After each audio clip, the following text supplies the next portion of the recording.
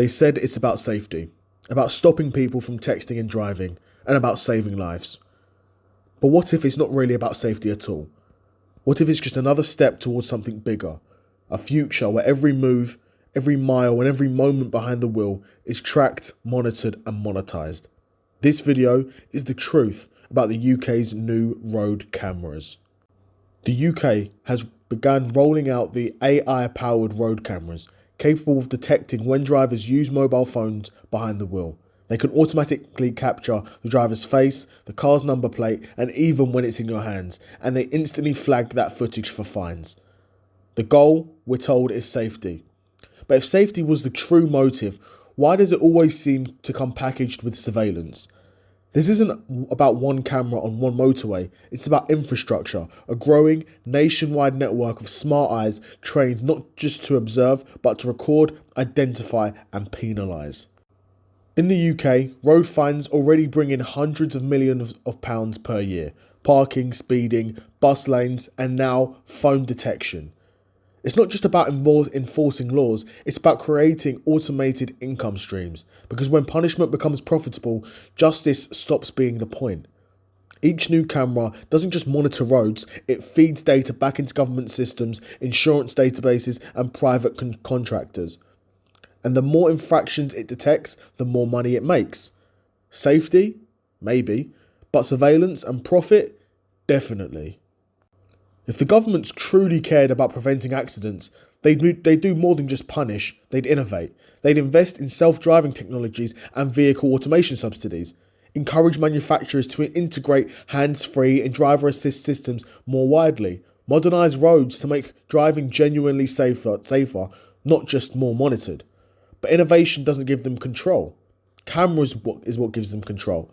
Subsidising automation takes power away from the state, it decentralises safety into technology and the individual, and installing cameras does the opposite. It centralises data and control.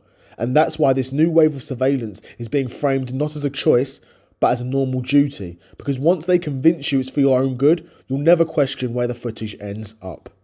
And here's the real game. It's not just road safety, it's data collection. Every smart camera adds to a growing digital map of your life. Where you drive, how often, how fast, at what time, and in what car. Combine that with facial recognition, ANPR systems, mobile GPS data, and smart city centres, and you get something much bigger, the beginnings of a national behaviour database. A system where your habits are the product and where public safety becomes the justification for total visibility. Today is to stop phone use. Tomorrow is to measure carbon emissions. The day after is to charge road taxes in real time. The infrastructure for control is always built under the banner of convenience. And of course, let's not forget the economics. Each of these AI camera systems cost millions to install, maintain and upgrade. And most of that money doesn't go to the government. It goes to private tech firms building the infrastructure. They profit from every stage, selling the hardware, managing the data, and automating the enforcement. So what you're really seeing is a public-private alliance where government gains control and corporations gain cash flow. Every fine, every frame, every scan of your number plate, it all feeds the same machine. The most dangerous part isn't even the surveillance itself.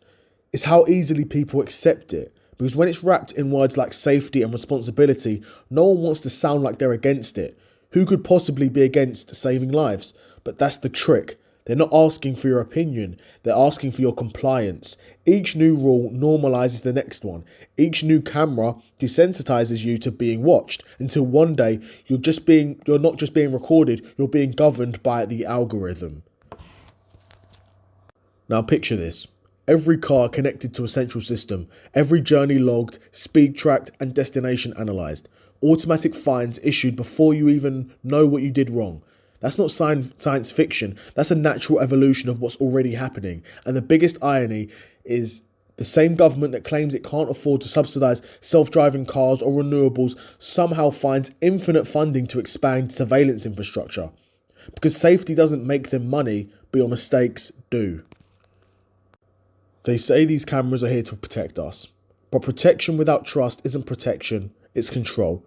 If they truly cared about saving lives, they'd invest in solutions that made danger impossible, not profitable. Because the truth is, this isn't about making the road safer, it's about making sure you never drive or live unseen. The road to safety is starting to look a lot like the road to surveillance, and the longer we ignore it, the less control we'll have over where it leads.